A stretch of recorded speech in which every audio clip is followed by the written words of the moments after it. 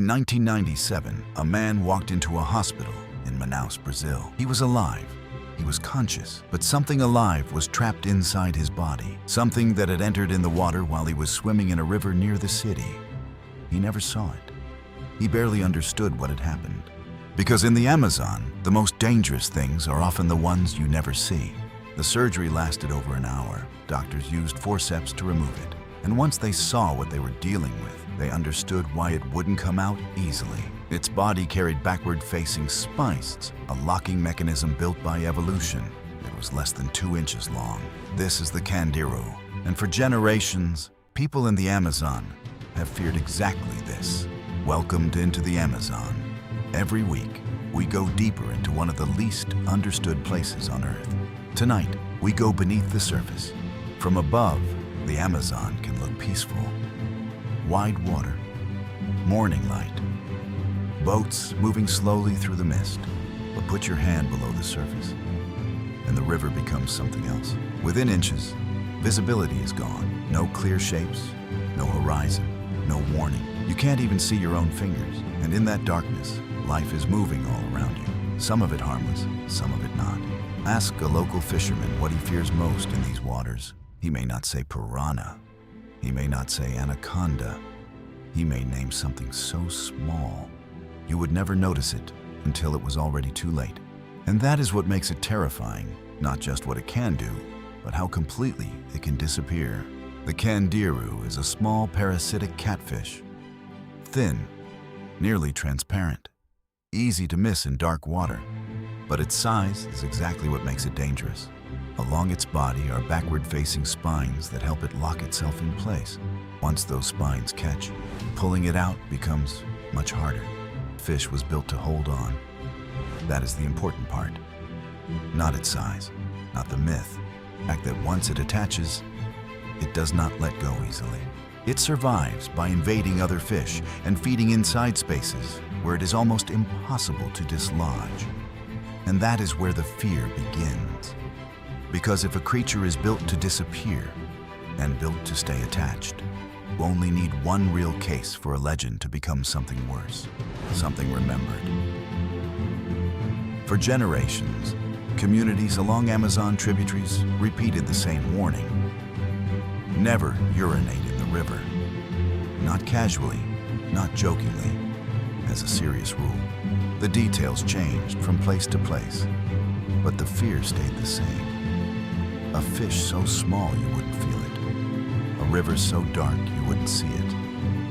And pain that only begins after it's already inside. Some accounts were probably exaggerated. Some were passed down to scare children. But legends do not survive for centuries unless they touch something real. Then, in 1997, one case turned a warning into a medical event. And that is where the story stops being folklore. In 1997, a Brazilian doctor treated a patient who said a candiru had entered his body while he was in the water. What followed became the most cited case in the entire candiru story.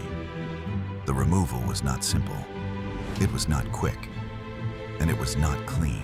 According to the surgical account, the surrounding tissue had to be cut so the fish could be removed, because the spines had locked it in place. That is the moment people remember.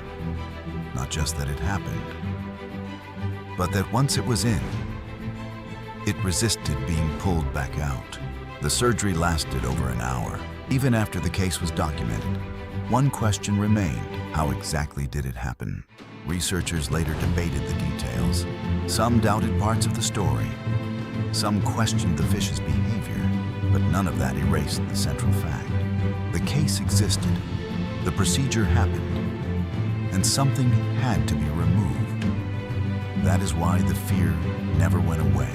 What makes the candiru so psychologically effective is simple. You cannot track it the way you track other threats. A caiman breaks the surface. An anaconda leaves movement in the water. Piranha has a shape. Candiru has almost nothing.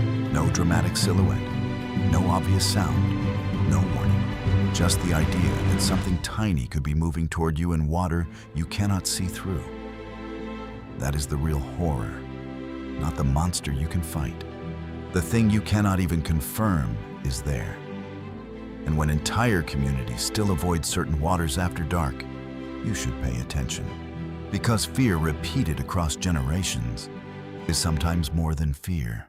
Sometimes it is memory. The Candiru matters for a bigger reason. It reminds us what the Amazon really is. Not just a forest, not just a river, but a world still hiding from us. Thousands of fish species have already been documented here, and researchers still find more. Animals that breathe differently, hunt differently, survive in ways that seem impossible. So the Candiru is not terrifying because it is unique. It's terrifying because it feels like proof that this river still holds life we do not fully understand. And that somewhere in that darkness, something is always moving. The man survived.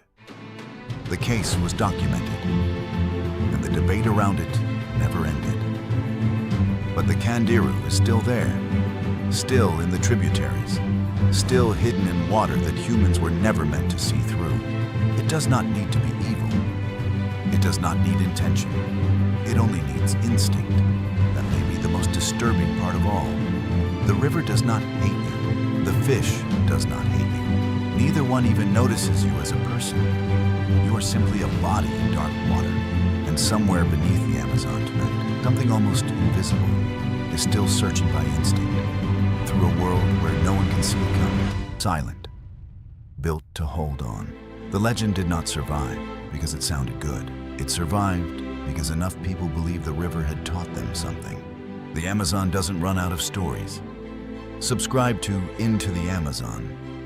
Next week, we go deeper.